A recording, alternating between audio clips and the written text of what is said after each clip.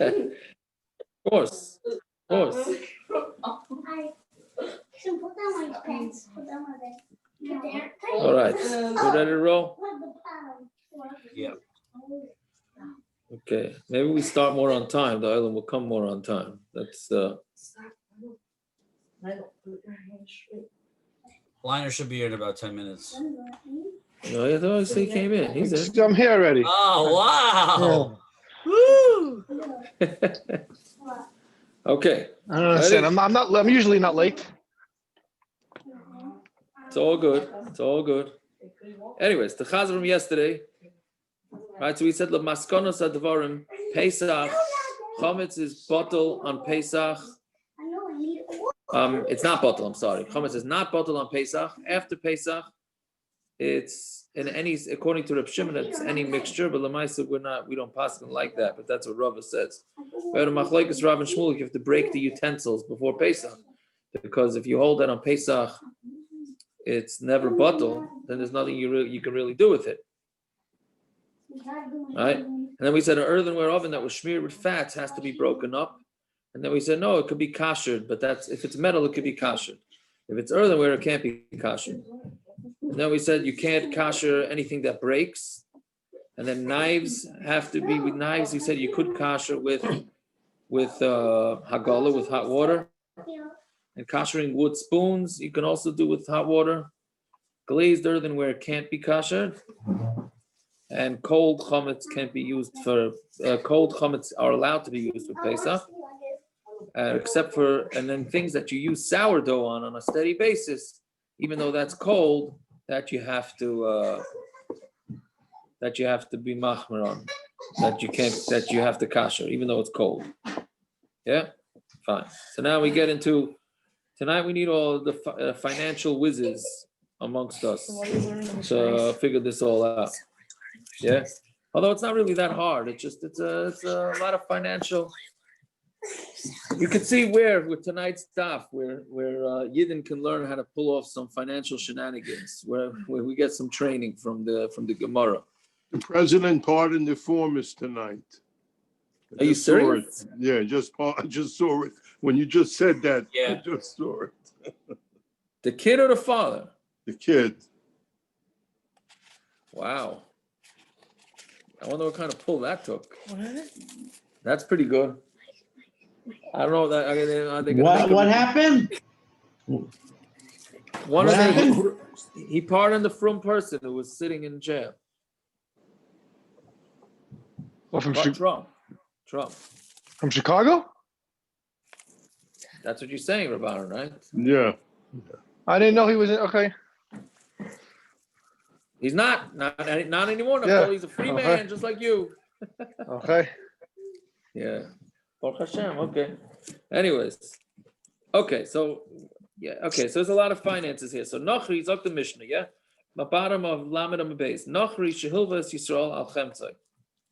Right. If a guy lends chametz to a yid on his chametz, meaning it doesn't mean that he's standing on his chametz. What it means is that the yid says, I'm going to give you, I have a schnapps collection. If I don't pay back he borrows against his schnapps collection, let's say, right?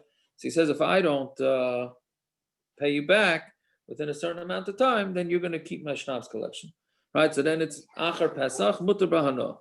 And after Pesach, it's mutar bahano. We'll see in the Gemara exactly what the case is, right? Yeah, meaning assuming the guy paid him back, right? The Yid paid him back. Again, a Nochri lent to the Yisrael, and the Yisrael gave him his chametz. Then the Yisrael paid him back after Pesach, so he can get Hana. And obviously the pshat is because the chametz was considered by the guy the whole Pesach, even though, right, it was even though be'etzem it was the Yids, the Yisrael shilves Nochri. But if a Yisrael lent money to the guy, and the guy gave his schnapps collection to the Yid, then it's going to be assur b'hana if the guy doesn't pay it back, right? The Yid's not going to be able to keep it because the Yid is the one that had the schnapps over Pesach. So we're going to see exactly what the case is in the Gemara. Yes, it's the Gemara. Itmar bal chayv. If you have a bal chayv, meaning somebody who owes somebody money, and he left a what's the word we use? Collateral, right? He left a collateral. Right. So basically, the shayla is as follows: a guy borrows money from his friend, and he gives him a collateral that in case he doesn't pay it back, he gets to keep it. Right? He gets to keep this instead of the loan. Right? That's the standard mortgage. That's what we do it on mortgages, cars. Right? If you can't pay back the loans, they'll foreclose. Right? So when does it become the person who, like, so the lender gets to keep this thing if he doesn't get paid back? When does it become his? As of when the term of the loan is up, when the guy was supposed to have paid it back, or does it go to him right when the loan starts? Right? So Abaya says it goes back retroactive to the day of the loan. Rava says no, it goes from here and further, meaning it only becomes the lenders once the loan is not paid back. So we say, now what is this machlokes? When the loiva made this thing hektish, right? Or the loiva went and sold it, then and everybody, there's no machlokes that the malva can come and take it. Meaning the loiva said, the borrower said, lend me $1,000 and my $1,000 bottle of schnapps will be yours, right? So the Gemara is thinking now is where's that bottle of schnapps? Is it in the loiva's house or is it in the malva's house? So we're saying the Gemara is thinking now it's in the loiva's house, right? Now the loiva goes and sells that bottle of schnapps to somebody, right? So everybody agrees that the malva can come take it away, and he doesn't have a right to sell it because it was meshubed to the malva from before the sale, right? So kuliyama loy pligi dasi malva v'tarif now on aleph v'asi malva parik, and the malva can also come and be paid. Meaning, let's say the guy decided to donate the schnapps to hektish, right? So now he wants to get it back. The malva wants to get it back, but the problem is how do you get it back from hektish? He made it hektish, right? So Rashi says you paid it with Rashi. The Gemara says the Tanan Moisef Aydina. Rashi just explains the whole situation. He has to be Moisef 1 dinar upaidas on a chasim ha'elu, and then he's paid it, right? Because he can't just take it back from hektish, even though the guy had no right to give it to hektish. He can't just take it back because he has to. 1 second, he can't take it back because it looks like he's taking from hektish. So therefore, he has to give an extra dinar to make it look like he's buying it off of hektish. What are you saying? Why does it become hektish if he wasn't allowed to give it? So how does it become hektish the owner if he wasn't allowed to give it? You're being mocked to somebody else's thing. Yeah. Well, because right now lemaisa, it's in his rishus. He's only being meshabbed it. If he gave it as a mashkin, but he left it in the first house, then it makes a difference. I would, I know. Even if he didn't, I think it's since lemaisa he thought he could do it because he figures he's going to pay back the money, right? Then he goes and makes it hektish, meaning it wasn't. I don't know. How does he make it hektish? It's not his. If you hold it's his from when he made the loan, when he gave the mashkin, then fine, he can make it hektish. If it's not, if you don't hold it's his, then he can't. How could he? It's not. No, but that's what we're saying. Let's say he does pay it back, meaning he does have the option to pay this loan back, and then it's taka his, right? Yeah. So he's thinking it doesn't belong to anybody else. What do you say? It doesn't belong to anybody else. He still has a buy list over it. Sorry for interrupting. No, that's not an interruption. No, but he has it. He has buy list over it. It's still his. It's his. It's his, right? If he pays back the loan and somebody steals it from him, he's owed the money. So he has buy list over it. Right. Meaning all scams start from a guy who means well. That's basically what you said. That's the way all scams start. He meant that I'm paying it back. So, and Memeli says, if I paid it back, then it's mine. So he made it hektish. The only shaila is now that he didn't pay it back, from when does it become hektish? From the time of the loan, or from only when it pays back? So we're saying when the loiva makes it hektish, so it's without a doubt. I think, Rabban, that's the way, I hear what your question is, but I think that's the pshat, meaning in the interim, he does have some right to it, right? I don't know.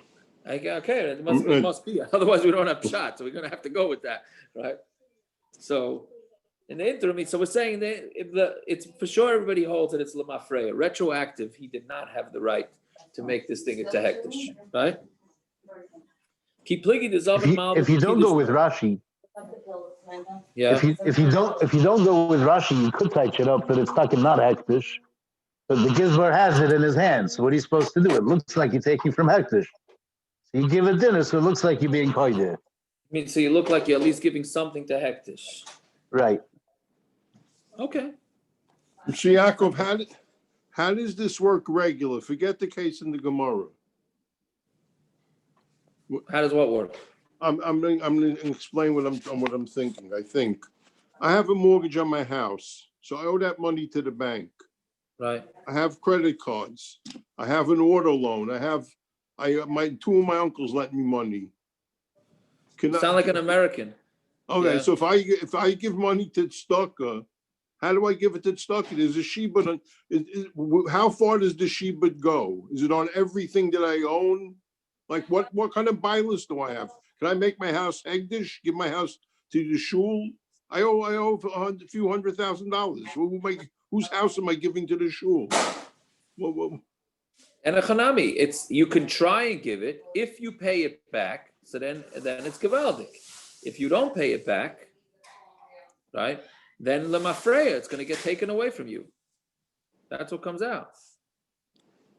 Okay. That's what comes out. You can try and give it to tzedakah, but if you don't pay it back, just have you know.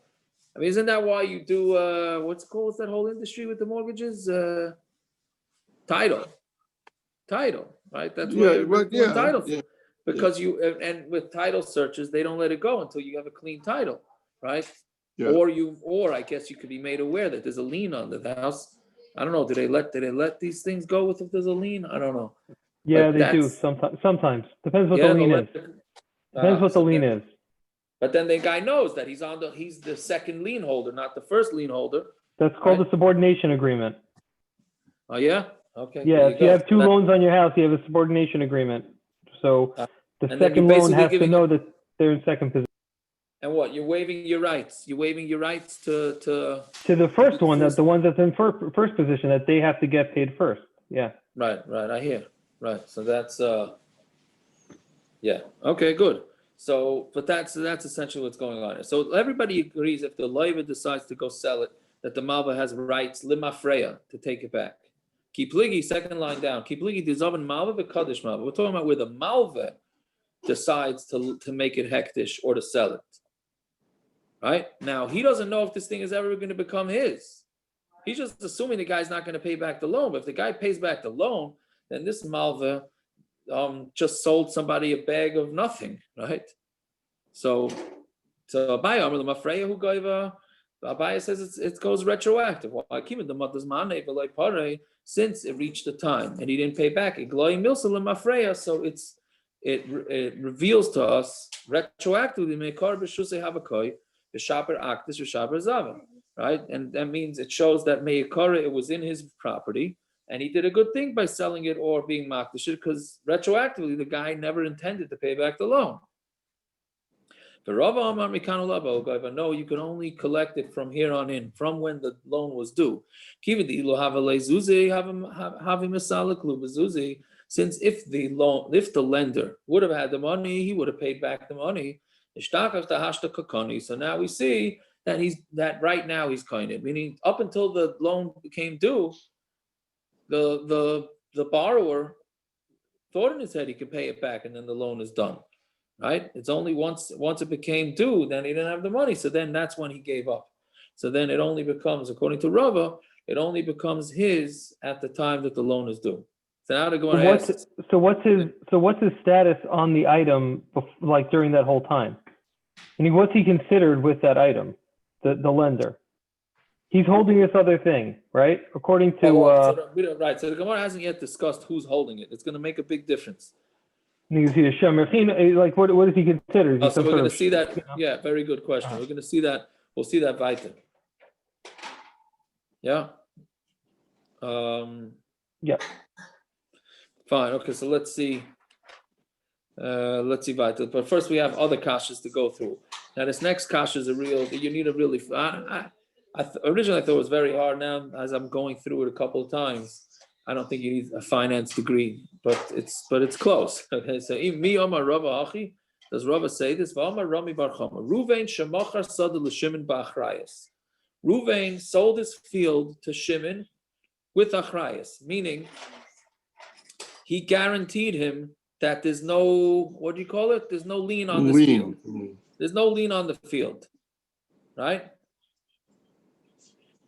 Meaning, and if there is a lien, Ruvain is going to give back the money to Shimon. Yeah? But here's the thing. Shimon never paid for the field. He borrowed the money. Right? So this Ruvain is clearly a very nice guy. He's either very nice, very dumb, or very irresponsible, or all of the above, right? So again, he sold his field to his friend Shimon with achrayas that he's going to make sure that that Shimon gets his money back if there's a lien holder on it. And not only that, but he lent the money to Shimon to pay for the field. Then, of course, Meis Ruvain, then Ruvain dies.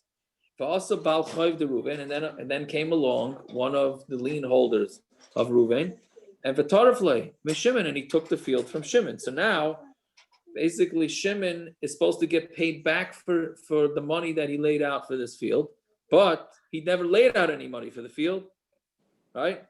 So there should be a wash, right? But what happened was, Reuven, I guess, really wants this field. Really, he could have just left it as a wash, right? Again, Reuven sold the field to Shimon with achrayas that it's not going to be taken away, but Shimon never paid for it. So Reuven lent the money to Shimon.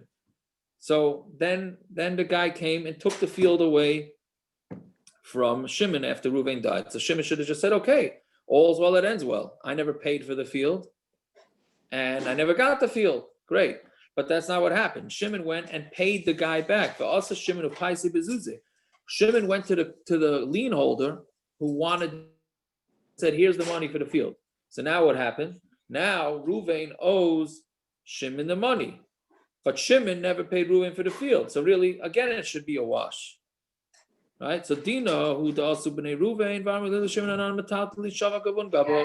So really the din should be that the kids, Reuven's kids, can come say to Shimon, right? We left metaltalin by you, meaning my father lent you money. Right? You owed my father money for the field. And we know the rule is that for Yisayim, metaltalin to a Baal Chayiv are not meshubed. Yeah? Meaning our field is not meshubed to you. So basically what they want Shimon to do is they want Shimon to lose out twice. Right? They're saying, Shimon, even though you paid the guy, you paid the lien holder for the field, you still have to pay us for the field. So now they're trying to nail Shimon twice, right? He paid for the field to get away from the lien holder, and they still want him to pay for the field.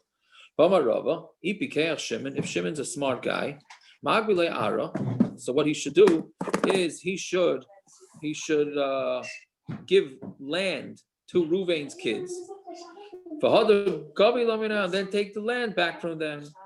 Right? Don't give them money, because Reuven's kids are coming to him and say, "Hey, give us the money for the field you bought from our father." And if he's smart, he gives them land, not the field. The Amar of Nachman, Yisayim who collect land that people owe their father. Baal Chayiv, and the Baal Chayiv is allowed to take that land you are allowed to take back from the Yisayim. So if that's the case, that's Shimon's way of getting around this whole thing. So what's the kasha? So if you say that the loan goes retroactive, that's why these Yisayim can go collect from him. The command to government because it's as if they're collecting, because it goes lemafreya. So really the money was owed from when the father was alive. But if you say it only becomes theirs once the loan is due. And how can they go? How can the Shimon go get it back from the Yisayim It's like the Yisaimim sold the Nechasim. Let's say Yisaimim go and buy something after their father dies. Are we going to say that the Baal Chayv can come take that from them based on what their father, based on the shibuda that their father had? No, it's a new real estate transaction. Meaning, what the Gemara is saying is, if Rav is correct, and the only time it goes to the malva is mikano laba, so then why would this Shimon be able to go back to the Yisaimim and take back the field? It's a whole new transaction. Right? The Yisaimim went and bought themselves a field after their father died, and now this loiva is coming, taking it back. He's saying, what do you mean? Your father told me that there's no lien on this field, so I'm allowed to take back the field, right? So the Gemara answers, no. Shani hasam damar lahu ki echad mishtaban le'lavuchay mishtaban nami lebal chayv davuchay. No, where this is talking about where he said to them, right? Shimon could say to the Yisaimim, just like I was mishabed my what do you call it? My property to your father, right? Meaning I also was mishabed to the Baal Chayv. What is this called? This is called shibuda de Rav Nosson. The Rav Nosson, right? From Rav Nosson's din, the Tanya Rav Nosson. How do you know that somebody who lends his friend money and his chaver, then that friend goes and lends another friend? You can go jump the middle guy and give it to the first guy. You give it to the one that he's an asham, that he did wrong to, right? That's talking about a ganav.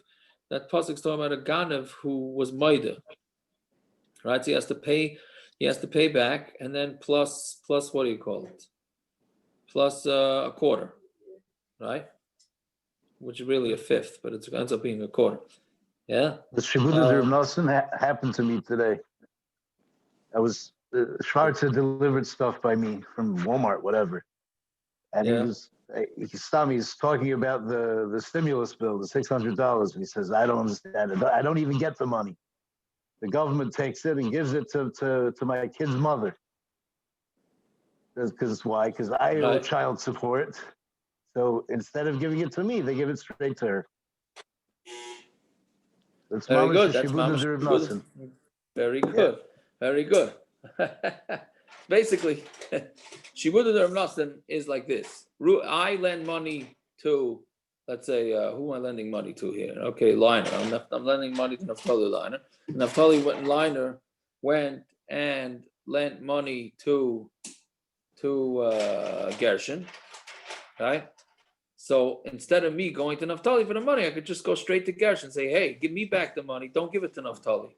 But I'm afraid that Naftali is going to get his money back from Gershon, and he's not going to give it to me. So I jump Naftali and I go to Gershon, right? That's all. So that's with the Nosson. Avrumy was saying the same thing here. Rav is saying that Shimon, what he should do is say, yes, your father owed me money, and I owed your father money, but he owed me money. So therefore, we jump in the middle, and I get to get back the money. That's why it works. So it has nothing to do with when the loan, when the collateral takes effect. Fine. Okay, that's the hard part. Now it gets easier. So Tanan, Nochri Shovas Yisrael al Chemtzoi, this is our Mishnah, right? A Nochri that lends the Yisrael on his chametz, Achar Pesach mutabana. After Pesach, mutabana. If you say that it goes lemafreya, that's why it's mutar bahana. Because when the yid borrowed the money from the guy and he gave his schnapps to the guy, right? So it's lemafreya becomes the guy, it belonged to the guy. But if you say that the collateral only becomes the lender's after the loan is due, so who owned the schnapps over Pesach? The yid, right? Why is it mutar ba'ana? B'reshus of the Yisrael Havakoy was in the yids b'reshus. So what answers? No. So now we're saying a different case. Our Mishnah is talking about where he gave him the collateral. The guy had the schnapps in his rishus, right? So since it was mamish in his rishus, therefore for sure he gets it. It's considered like the guys, right? So then the Gemara says, Lema katanoi. We have a similar Mishnah, but it's a machlokes. Lema katanoi. Yisrael shehil v'lenachri al chametz la'achar Pesach. The yid lends to a guy on his chametz after Pesach. Eino over.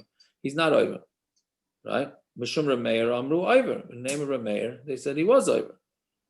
Okay, again, this is talking about a Yisrael that lent to a guy on the chametz, right? So our Mishnah said he's over, right? That's Meir. This Tanakama here in this braysa says he's not over.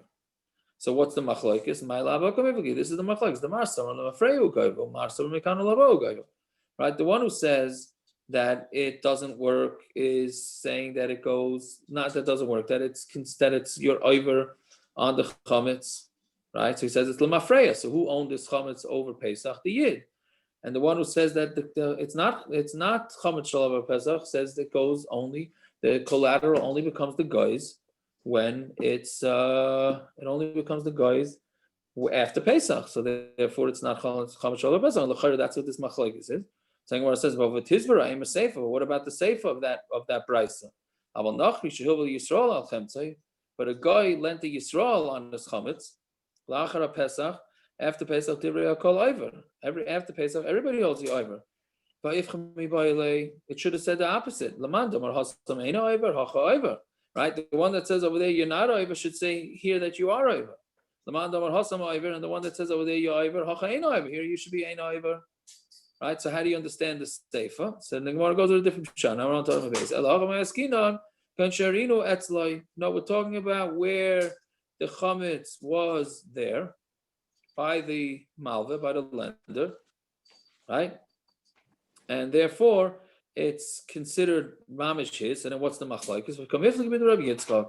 They're arguing in a din of Rabbi Yitzchok. Rabbi Yitzchok minayin lebal chayv shekayna mashkin.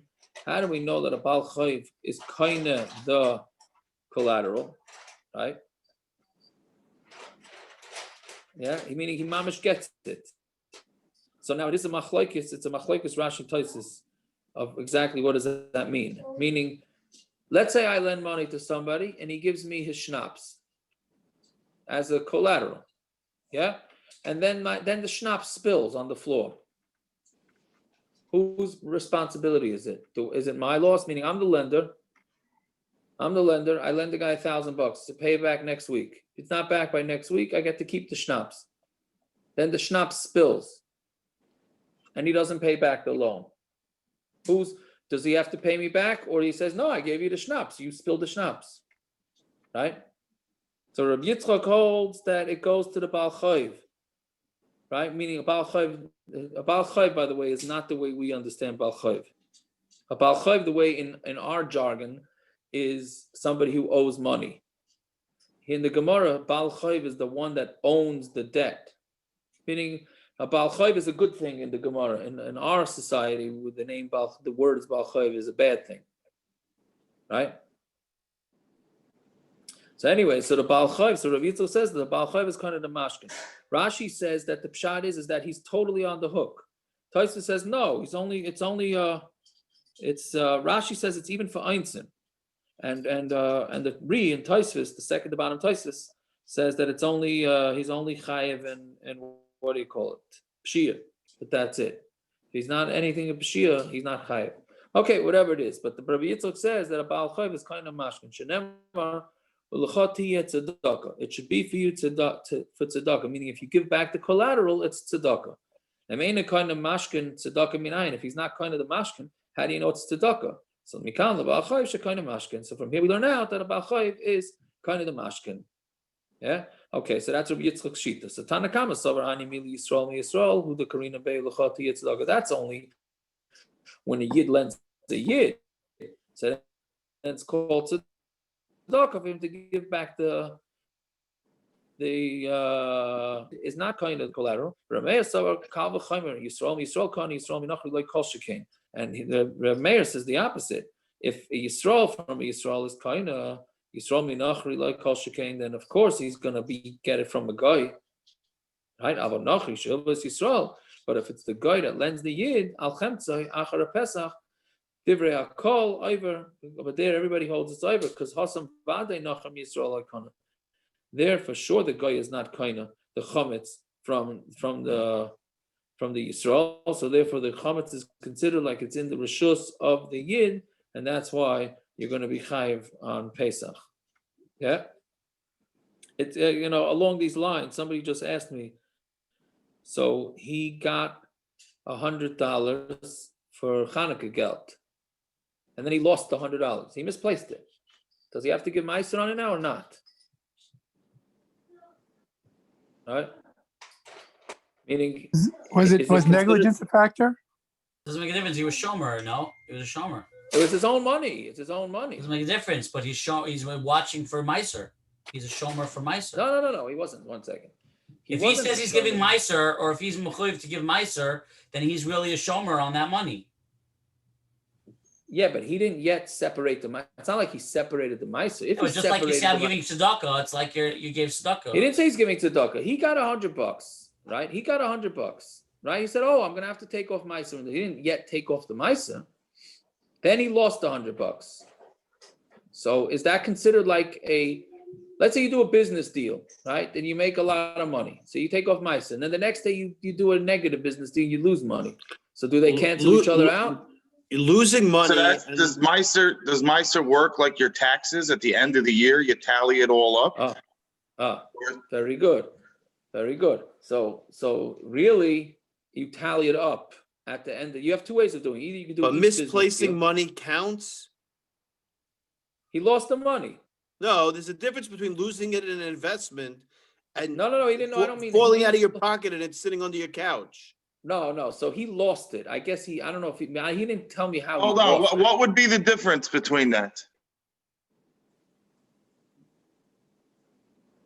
The negligence that you can't find the money and it's a potential that you're going to find it again. And if I gamble and lose money, that makes a difference. What's the difference between gambling on cards or going into Manhattan real estate? No, that's the same. But I'm saying, taking the look, it falling out of your pocket and you misplaced it. Bottom line is you don't have the money at the end of the year. It's not there. It's not in your account. No, but so 1 second. So I hear what David's saying. I mean, he's saying that maybe he could potentially find it. But let's say the guy left it in a taxi. But when you find it, it's as if you made the money back again. So it'll count towards the next year. Right. So let's say he lost it and he left it on the taxi, cash. He ain't ever seeing it. Is that called an income or not an income? Right? Sort of like this guy with the malva. The malva got a collateral of a schnapps. The schnapps spilled. Okay, so whose problem is it? It's yours or is it yours or the other guy's? Maybe he had $100 of income, but he only lost $90, so he still owes $1 because he already was in $10 meiser. Right. That's all. That's very good. That's also one of the options here. Right? Do we just say it's a wash and it's $100 loss, or do we say no? That has nothing to do with business. You lost $100, so that's. But the Benagaya to what Paris was asking. So the Chavetz Chaim says you should do an accounting once a year. Once a year, you do all your like sort of like taxes, right? But that's really for somebody. That's really meant for like David, like a grocery store. What is the guy after every purchase, the owner is going to take off meiser, and then the next thing when he sells stuff that's on sale and he loses money like a loss leader, then he's going to then what? How does that work, right? So that type of business you do once a year. You just tally everything up and you go. But if you're somebody who does like real estate and all that.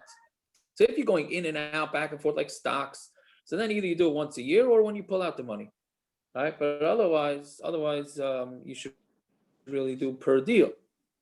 But whatever it is, so anyways, I think the guy did have to take off the money. So the loss of the money has nothing to do with anything. So here too, I mean, sometimes it's just the luck of the draw that you lost it. Okay, let's see about it. If a guy lends Yisrael on his chametz achar Pesach, it's mutar v'hano, right? Why? Because the guy had the chametz over Pesach. Right? So we're asking, granted that you left it by the guy, but we just got finished saying that the guy is for sure not counted from the yid. So why is the yid not over? Now we have a new twist. So far we have two things. In order for it to be in the rishus of the guy, and he also has to say me'achshav. He has to say it's yours from now. If he says it's yours from now, then the guy will get it. But if he doesn't say me'achshav, then it's going to be the yids, and he will be over on chametz.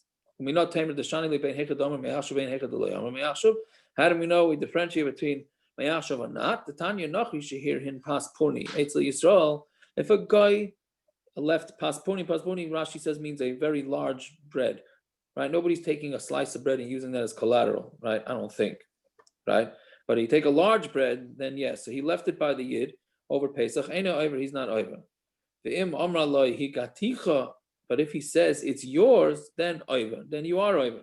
What's the difference in the reisha and the sefer?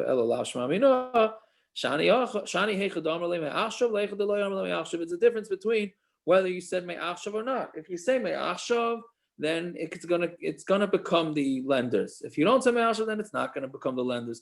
But so b'kitzur ha'maisa, in order for this, in this situation, for the guy's chametz to become for a yid who gave chametz as a collateral, and for him not, and if he wants to take back the chametz after Pesach, it only works if he told the guy it's me'achshav and the guy takes possession of the schnapps. This is, by the way, this is not what's going on by mechiras chametz. Mechiras chametz is not a loan. Mechiras chametz is a sale. It's a straight out sale. The guy is buying it. He's not taking collateral or any type of thing like that. Okay, Shema Mino, so that's a pshat. Tanarab, a new case. In other words, it's better to have it as a sale. It's much better to have it as a sale. If it's a legitimate sale, yeah, much better. 100%. And you don't have any of these issues.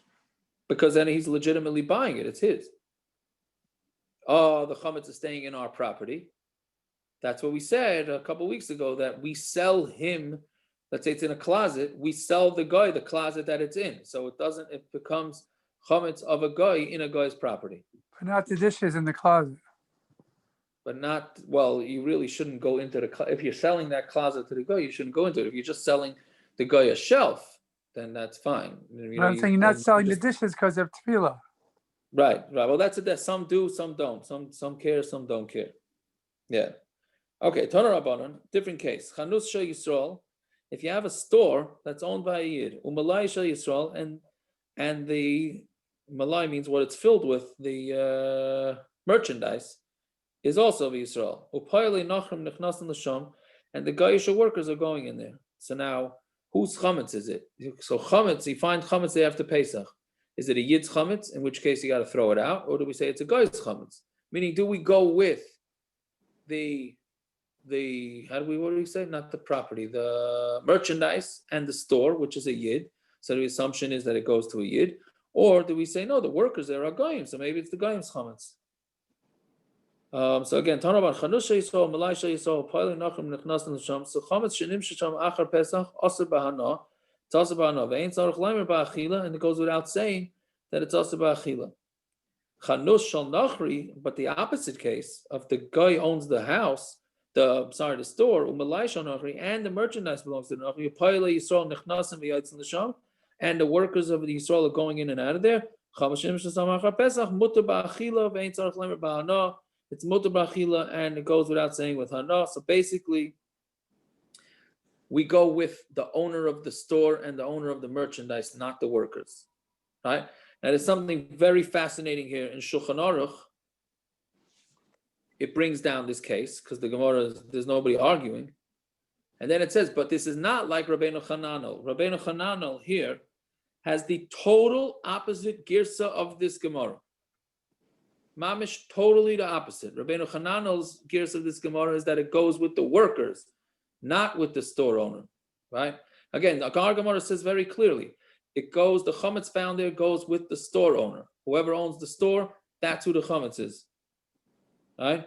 And the Rabbeinu Chananel's gears is the opposite. Shulchan Aruch alludes to it, but he says, but the Shulchan Aruch does not paskin like Rabbeinu Chananel. Okay, talk the Mishnah. This chametz shenaflo alav mapaylos. If you have a chametz that a a wall or a house fell down on top of it, hareu kimavur. It's as if it's burned, right? It's out of your property because there's no way to get to it. Rav Shimon Gamliel Omer is a little bit more strict. Kol she'ein hakelev yochel l'chapes achar. That's only if a dog can't go after it. But if a dog can theoretically take out the stones, then it's a problem. Yeah? So, Zok the Gemara, Amar Rav Chisda, v'tzarech sheyavata b'liba, you also need to do bittul, right? You need to do bittul on this because what happens if somebody somehow it does get revealed? Then it's going to be a problem. Now, by the way, the most practical application of this, and I think we mentioned it once or twice, is chametz found behind heavy furniture, like chametz behind the refrigerator, chametz behind the stove. Couches, I think, are movable.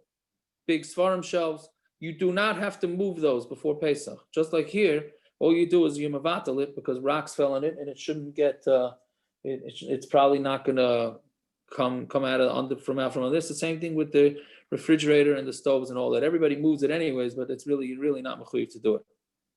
Let's say you have to get your fridge repaired on Pesach and you didn't check behind it, and now right, you so so that's the case. You do bittul in case, right? Are you allowed to look when they move your fridge? You're allowed to, especially now. Well, you want to know the practical. Nowadays, we sell the chametz, right? So that's what your wife is somech on every single year. No, you somech on me break my back, move the fridge. That's the issue. No, so nowadays that we have a mechira, so it's really not a concern because you're really selling the chametz to the guy. Anyway, well, the question is, do you then destroy the chametz? Did you sell it or not? Right. So that's also machlokes. Should you, if you do find chametz back there, do you sell it or do you burn it or do you say no, it belongs to the guy? Right. So yeah, whatever it is, but that's the psak. That's a refrigerator, oven. They're all the equivalent of this case of a mapelas. A mapelas, not a mapelas. So Tana, kama chapisos kaleb. How deep does it have to be for a dog to search? 3 tvachim, around 9 inches. Amalei Ravacha Breda Rav Yosel Ravashi. Hadar Mashmul Ksafim Ein Lem Shmira Ela Bekarka.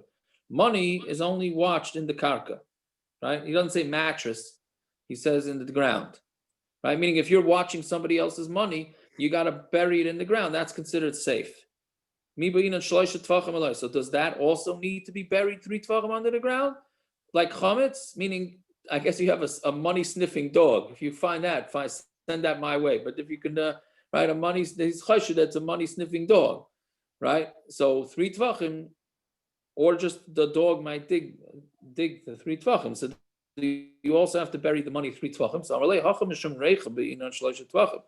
here, when the dog might smell the chametz, you need 3 tvachim. There, you just need it to be hidden from the eye. So then you don't need shloisha for kama. How much do you need? Amar Rafram Bar Papa Misichra. Rafram from Sichra said tefach. He needs a tefach. Yeah, I'm not sure what the svar is. Why would you need a tefach? Just in case the wind blows and knocks off the dirt. That the pshat. I don't know. I guess that gives you some sort of leeway. If you just put like a thin layer, then that could easily be unearthed. But 1 tefach is usually enough that it'll stay. Okay, short, quick, and to the point tonight's stuff. The next couple blot are also not. It's a lot of hectish stuff, but yeah. Okay, fine. Have yourselves a good night. Yeah, we got quiet island tonight. Quiet island. Tim, you have a minute after? What? Do I have a minute after? It depends how long I stay on for. A good night. How you doing? You still over there locked away? Crazy, huh? I understand. Shouldn't you be over with it already? I should be. I am over with it. It's not over with me. What does that mean? I had enough. I understand that, but isn't it like 2 weeks already?